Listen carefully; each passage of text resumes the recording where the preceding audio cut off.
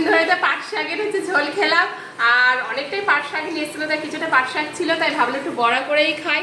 এর মধ্যে পাট শাক কুচিয়ে দিয়েছি, তার মধ্যে দিয়েছি তোমার বেসন, চালের গুঁড়ো, পেঁয়াজ কুচি, লঙ্কা কুচি আর একটু রসুন কুচি দিয়েছি, আর একটু লবণ আর একটু হলুদ দিয়েছি, ঠিক আছে। আর দিয়ে তারপরে এবার চলো এটাকে ভাজি, এবার খেয়ে দেখো কেমন লাগে। এবার দেখো এর মধ্যে দিয়ে দিচ্ছি এরকম করে চ্যাপটা চ্যাপটা করে দিচ্ছি। পাট শাকের পরিমাণটা একটু বেশিই দিয়েছি, কারণ বেশি বেসন দিলে ভালো লাগবে না, পাট শাকের পরিমাণটা একটু বেশি দিলেই বরং খেতে ভালো লাগবে। চলো দেখি কেমন লাগে ভাজি।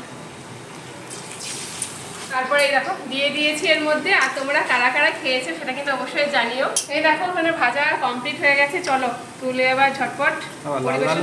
হ্যাঁ হয়ে গেছে তো, এর থেকে বেশি লাল লাল করলে আবার পুড়ে যাবে, যেতে তো লাগে না। লাল লালই হয়েছে, হ্যাঁ ক্রিস্পি হয়েছে, এটা তো বুঝতে পারছি।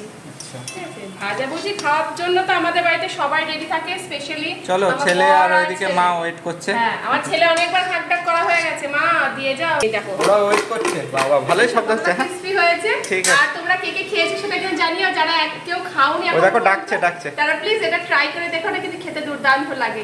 চলো ওকে টাটা।